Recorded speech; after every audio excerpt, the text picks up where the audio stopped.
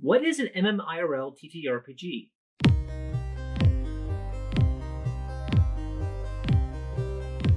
See, I added a cross-fading Christmas tree, so any jump cuts I make are not even more painfully obvious. I'm Stevenson Streeper, and I'm building a theme park.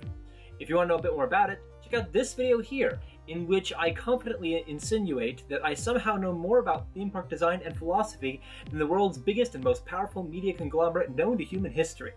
I can't imagine any possible scenario in which this blatant act of hubris can be my downfall. So in my last video, I laid out this 5-step plan in order to make a theme park. Step 1 was me getting a laser cutter, and while I implied this is somehow crucial to my ability to make this whole plan work, I never really explained why. To explain that, I need to take a tangent and explain what kind of theme park it is I'm going to make, again. It's going to be an RPG theme park. That is, a theme park in which, from the start to the end, you are role-playing as a character in real life. So you're going to be role-playing with live action? Yes. So, it's LARPing? No! No. Live action. Okay, look, I love live action role-playing, or LARPing. The thing is, though, is that that term comes with a lot of very specific connotations that may or may not include certain vampires among other hardcore types of player. I have discovered that use of that term, A, calls out to a community of hardcore nerds that want a level of emotional/physical immersion that is tricky to legally provide as a for-profit entity, and B, scares away just about everyone else because they're terrified that they will be forced into intense acting and/or physical challenges. I know this firsthand. Role-playing is a hard enough sell to the general public. Mentioning LARP to a general audience is like trying to sell your grandparents on playing Eclipse 2nd Edition when you can barely convince them to play Settlers of Catan instead of Yahtzee. I know, Yahtzee is amazing, but like, this game is super cute, it's really fast. No, that game is rubbish. Here's a game you really like. It's got hexagons in it. You and I both know that LARP is awesome, but we can't lead the general public in here with the L word, okay? As such, this is the last time that I'm going to mention it, okay? Okay. So, a theme park in which you can pretend to be a character in another world. Sounds awesome, right? It should, because it is. It's also not a new idea. Here's the issue, though. Making a full-scale, one-to-one representation of a fantasy world is expensive. Even if you go the cheap way out and imagine yourself in a medieval setting in the forest or something, you still need land.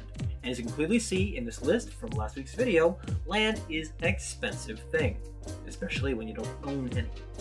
But then, how do we get players easily envision having gone to amazing places without having to make it to full scale? Simple. Shrink the scale.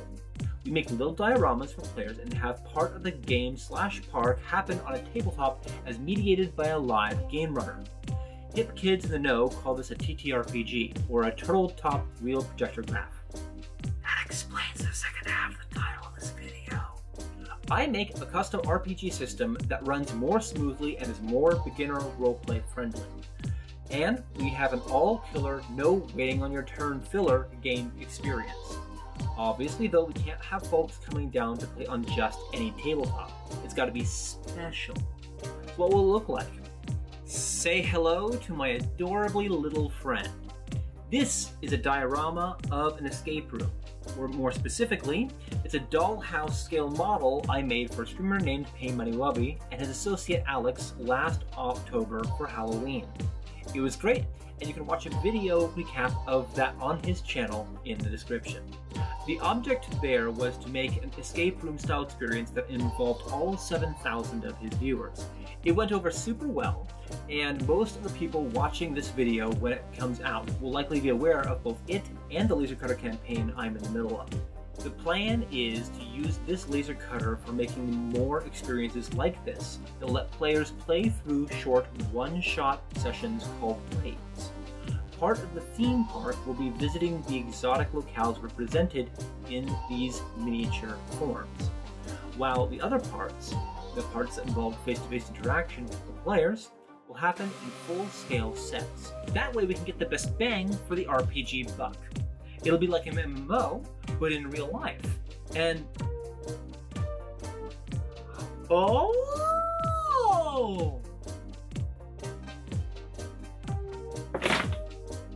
That laser will allow me to make these things faster and better than ever before. The detail is incredible, and I'm super excited for what's possible with it. I'll be using it to help with step 1, making an online game. I hope to make a unique kind of live escape room experience using the RPG system I'll tell you more about in a later video. For now, though, it's the holiday season! You are cordially invited to a very special Puzzlarium Christmas party on the Puzzlarium Minecraft server. What? You didn't know that we had a Minecraft server? Well, we don't. We will, though, on December 20th at 4 p.m. all throughout that evening, after which it will go away again. Come on out! We will have a Christmas adventure map escape room, which was the very first escape room I ever made, years before I opened Puzzlarium. We'll have a snowman building competition, secrets, puzzles, giveaways, and prizes. Details and the server can be found on our Discord. If you miss it, don't worry. I'll upload a highlights video afterwards to this channel. As always, a thank you to the fabulously generous 305 members of the Laser Investment Board. If you'd like to join their illustrious ranks, do be sure to do so soon. There are developments underway. But more on that soon. Till then, cheers!